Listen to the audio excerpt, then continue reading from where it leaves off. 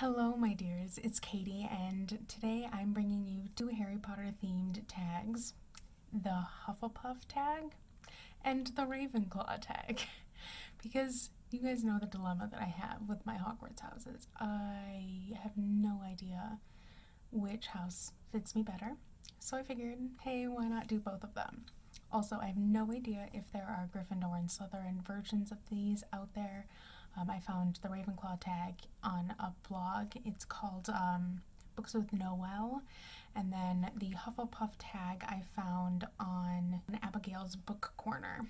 So let's just start with Ravenclaw, since that's where the majority of people seem to be putting me these days. But I do get quite a bit of Hufflepuff as well. So yeah, let's just start with Ravenclaw and go from there. 1. Our House Colors. A book that you've been wanting to read that has a blue cover or blue on the cover. For that, it's gotta be Frostheart by Jamie Littler. I actually just got this book from Kara. She sent it to me in the mail for Christmas, and I'm so excited to finally pick that one up. But it is very, very blue themed. 2. Our Animal, the Eagle.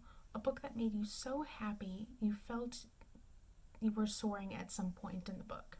And for that, I'm going to pick Red, White, and Royal Blue by Casey McQuiston. That book is my heart and soul, and it just fills me with so much happiness and joy and just everything, and I absolutely adore it. 3. Element, Air. A book that has a scene that took place in the sky, like flying or riding a Pegasus, etc. And for that, I'm picking, the Atlantis Grail series by Vera Nazarian, but in particular Win, because there is a scene where they're riding Pegasus, and it's for real. Number 4, Ravenclaw Tower, a book that is higher up on your favorite list. The Hobbit by J.R.R. Tolkien. I mean, you guys know my favorites list at this point, but The Hobbit is definitely one that is higher up on that list. Number 5, The Intelligent Ravenclaw, a character that was smarter than you. There are so many characters that are smarter than me. I don't know what you're talking about. But one in particular, I guess you could say, that always comes to my mind is Hermione Granger. There's no way in hell I would ever be as smart as her. I am much more of a Ron and Neville combo, I would say. I definitely got some Hermione attributes, but definitely not as smart as she is. Number, I don't even know, 6, the Wise Ravenclaw, a character that was wiser than the other characters in the book. Can we talk about Gandalf for a second? Because, yes, Gandalf is a very wise human elf wizard. He's an Istari, okay? Just bear with me. But he's a very, very wise character, and I love him so much. Okay, great. Number 7, The Creative Ravenclaw, a book that's world was so creative it still sticks with you. You know, that's kind of tricky because there are so many books that have so many creative worlds and they're all so different. I don't know if I could give a distinctive answer to this because, as I said, each world is unique and each world is different and each world has something to offer. But I guess one that I read recently that I was fairly impressed by was the Witchland series. I've only read Truth Witch so far and I really enjoyed it. But I just feel like I haven't read anything quite like it, at least in a really long time. So yeah, I think that while I'm going to stick by my original answer of that, like, each world is unique and that you can't distinctly just pick one out of a hat and go with it, that one of the more unique ones I've read recently was The Witchlands. Number 9, which is also the last question, the original Ravenclaw. A book that was so original and unique, its own kind of special, that you would reread it over and over again. That's also difficult because it's just not simple. But I guess one that I could pick for this is The Priory of the Orange Tree by Samantha Shannon. We all know that dragon books are not uncommon. Like, they are very, very common across the board and everything. But I absolutely love the mixing of all of those different worlds and different lore from different parts of these worlds. And I just thought it was incredibly well done. And not a lot of books do that or are able to pull it off. But I think Samantha Shannon was definitely able to pull it off. So I am picking that one for that. Now it's time for the Hufflepuff tag, which in some ways is the house that I sort of identify with just a little bit more.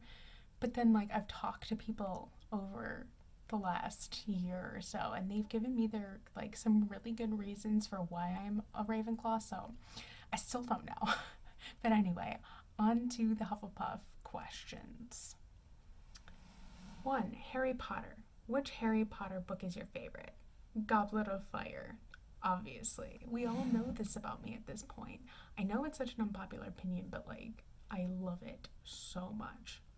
Number 2, loyalty. Hufflepuffs are known for their undying loyalty. Name an Insta-Buy author. This might surprise some of you guys, but I'm saying Dan Brown. I have read and bought every single Dan Brown book out to date, and I will read them, all of them. I have no shame whatsoever. They're not the greatest written books ever, but they're enjoyable, so they're like book candy, and I love that about him. I know a lot of you guys are probably surprised, and you're probably like, but Robin Hobb. I don't have all of Robin Hobb's books. That's just, yeah. So yeah, Dan Brown, Insta-Buy author, always, always, always. 3. Animals or magical creatures. As Hufflepuffs, we tend to have great love for animals. Name a book or series that has your favorite animal or magical creature in it.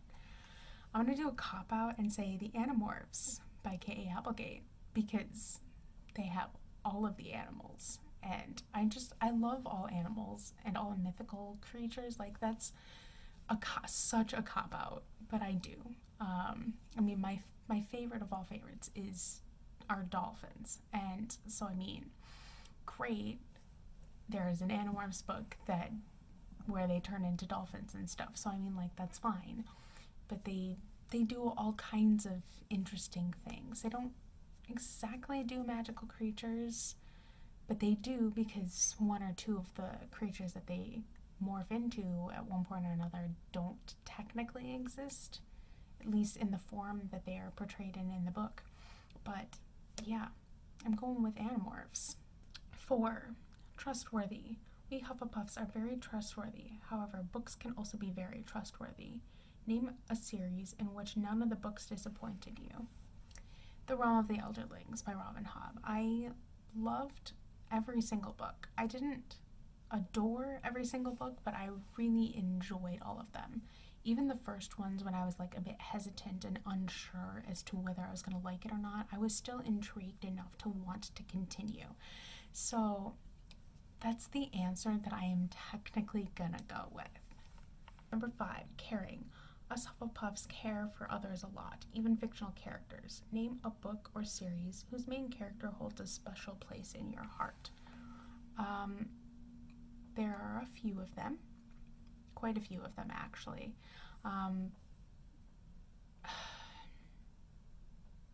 You know what? I'm just going to say it. I'm probably going to pick Red, White, and Royal Blue by Casey McQuiston.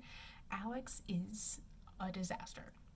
A complete disaster. But I love him despite his disasterness. He's just such a fun-loving character. And despite all of his flaws and all of his whininess, because a lot of people like to complain that he's whiny and annoying, it just means a lot to me. That book means everything to me. So we're just going to go with that one. Number 6, kindness. Hufflepuffs always strive to be kind to others, no matter who they are.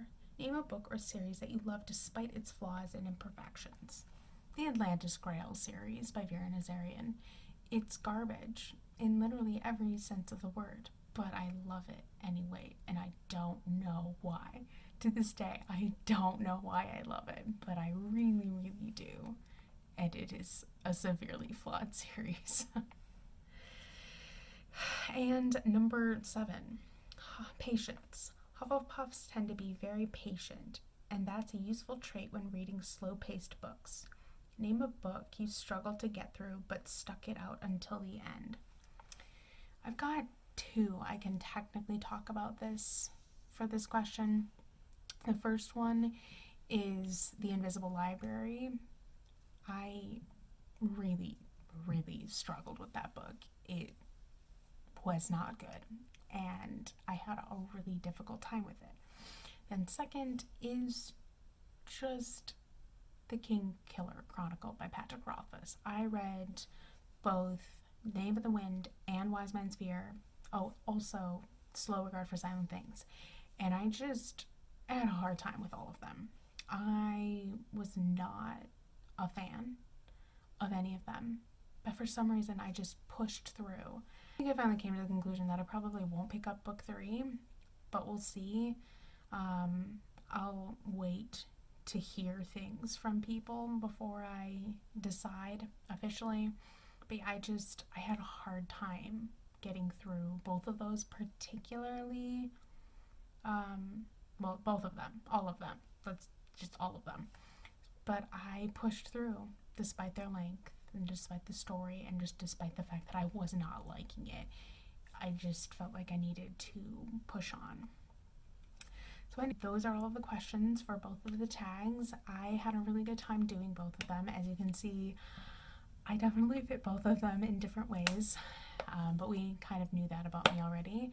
But I'd love to see any of you who are Hufflepuffs and or Ravenclaws do these tags at some point or another, or if you're even not, see if there's a Gryffindor or a Slytherin version. I'd love to see that as well.